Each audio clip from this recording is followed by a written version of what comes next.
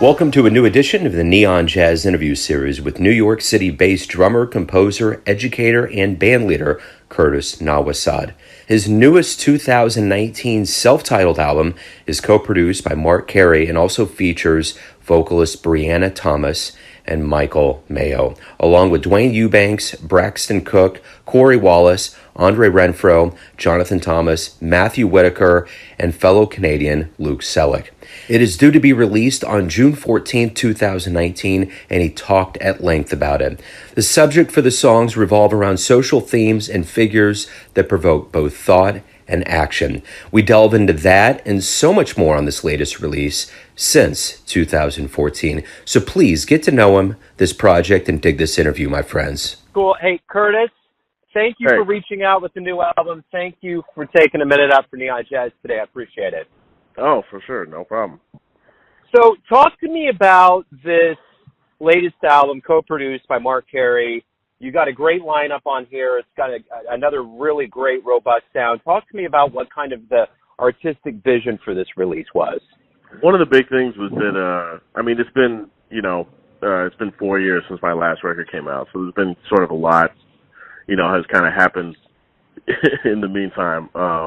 It's kind of been like a culmination of sort of, one of the big things with the record is that a lot of the music focuses on social justice issues that have been, that were important to me sort of all the way along, but I never really found the way to express musically. So that was kind of one of the big impetus for this record, So 4 out of the 5 originals are devoted to, from all the way from Fred Hampton to Colin Kaepernick to Mario Franco, who is a Brazilian politician who was assassinated last year. So I sort of had this way of, I had this desire to sort of to share that and sort of to make people aware of various issues that have not, they may not otherwise have heard about, So that was sort of the way of being able to express that musically. Was sort of that was sort of the impetus for it. That's a big part of the reason why I sort of self-titled the record, is because it was all the music was very personal to me. In terms of the how it actually played out musically, I had the core group of the record, which is me, Duane Eubanks, Braxton Cook, Andrew Renfroe, Jonathan Thomas, and Luke Sellick. We have been playing in different configurations for a long time. I play in Braxton Cook's band, and Luke is also from Winnipeg, where I'm from, so I've known him for over a decade. But we've had we've been playing this music for a long time and sort of developing it. But Marc and I have, I've had a close relationship with Marc since before I even moved to New York. Starting with the Betty Carter Jazz Ahead program. Week before the recording session, I had everything lined up and ready to go, and then we were talking about it and we said, well, what about adding vocals? What about and this and that? So it sort of started with Michael Mayo, with Brianna Thomas, and then we added Corey Wallace on trombone, and we added Matt Whitaker on organ. So, it's sort of like a very broad sonic palette, between synths and Rhodes and organ and horns and we had a lot of stuff going on, but we sort of tried to craft each track sort of the perfect lineup or perfect instrumentation. So, I'm really proud of how it turned out. So, the one thing that I always try to ask when there's things like social issues that come up, whether it's from Colin Kaepernick to the office of the presidency or anything in between, what do you think the artist's responsibility is? Is it to broach that and to kind of become a voice for either more consciousness or possible action? So much of my own, sort of awakening as a young person growing up and everything came through music, either through, just through, checking out music that had sort of a social message to it already. Art has a tendency to disarm people, right? So, I think that by hearing some music that you like, I think that it can make you more receptive to a message than maybe you might not have been receptive to if someone just walked up to you and just told you right away, just straight up directly, hey, this is an issue. Someone might not necessarily be receptive to that, but if they enjoy the sound of the music, then they might actually, keep that in mind. So that's coming from a particularly from a instrumental music standpoint. I think that that's one of the things that we can really do. I think that choosing to be creative in the type of climate that exists right now is already a political act. But I think regardless of who's regardless of who's occupying the office of the presidency,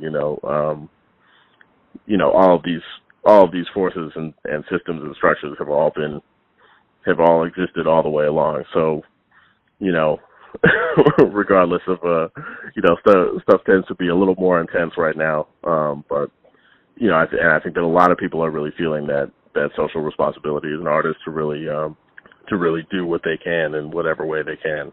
But yeah, I think that we can. To me, I've never really been interested in music just for the sake of music. To me, I've always wanted to know, what the reason was, whether it could be the most grandiose thing to the most, a song that's just written, about some, it doesn't have to have any kind of social context at all. It could be just something, funny that happened with a friend or something.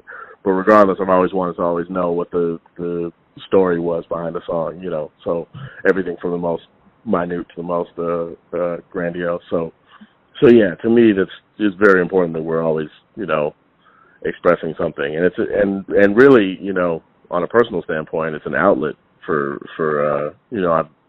I know a lot of friends of mine are feeling the same kind of way, feeling, what can I do? How can I express what all of us are dealing with right now? So yeah, I think that I hope that someone hears that, and either if it's something that they're not aware of, it's something that they go and research, which I've actually had multiple people already, even just with the first single, the Never Forget What They Did to Fred Hampton. I've had multiple people say, "Oh, I had no idea," that I've got people Googling, the J. Edgar Hoover and COINTELPRO, and the actually learning about what the real platform of the Black Panther Party is, rather than whatever version of that has been, whatever the state-sanctioned version of that is, where they, decided they were much more dangerous than they were, and ignoring all of the positive things they've done for the community, So yeah, so it could be, something like that. But I think that just in general, just giving someone anything to relate to is a beautiful thing. Absolutely, I love that answer. I'm always I'm always trying to connect on any level, Well, and I'm going to piggyback off of that, just to ask in general, what do you want the listener that accepts this album to get from it? I mean, I think that it's all, listening is always a very personal experience, right?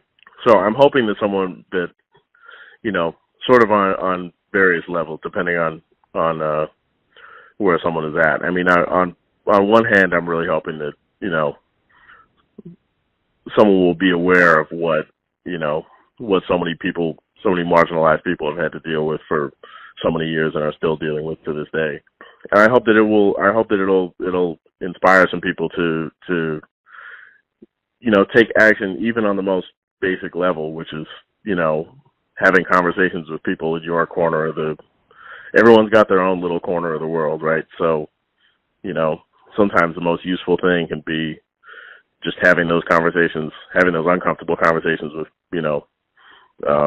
the people around you, whether it's your family or friends or colleagues or what have you, anywhere from that to, the most, organized action.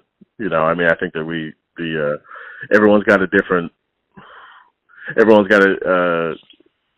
different place within the struggle, so to speak, So but I mean, and then, beyond that, I hope that someone can really feel like the emotional content of the music as well, and just really, really just relate to it on a human level. I mean, that's the most important part, Well, Curtis, hey, thanks again for reaching out. Thanks for the new album, and I look forward to spinning it on Neon Jazz, man.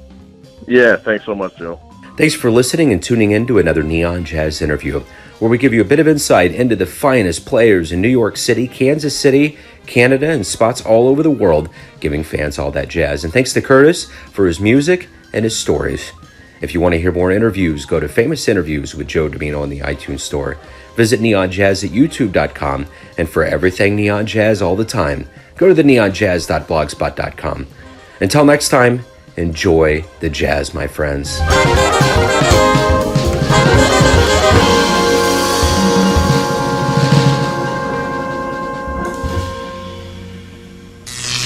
Neon Jazz.